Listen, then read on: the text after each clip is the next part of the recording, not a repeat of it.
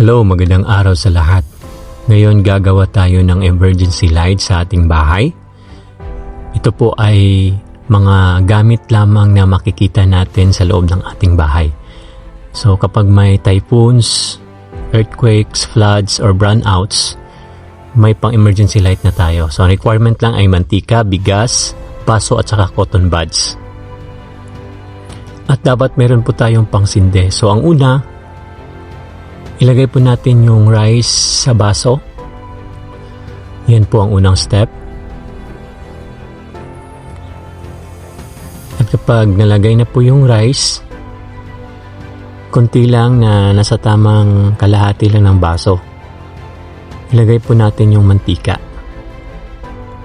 So mga gamit dito ay makikita lamang po natin sa bahay natin.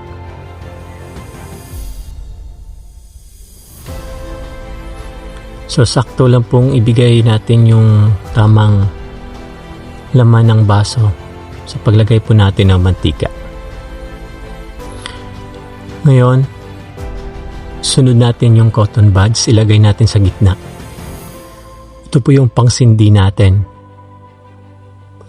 So, paglagay ko dyan, medyo mataas pa. So, dapat yung tip ng cotton buds, yung cotton niya, ay sakto lamang sa level ng mantika. So, sa point na yan, makikita nyo, medyo mataas yung cotton buds, so kailangan natin putulin. Bale, yung cotton ng cotton buds, dapat nasa level siya ng oil or ng mantika,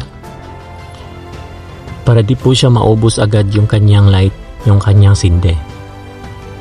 So, as this time, pinutol ko yung cotton buds, nilagay ko ulit sa gitna.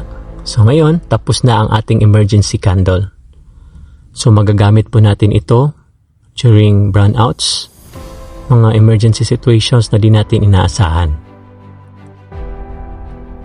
Pagkatapos sindihan po natin.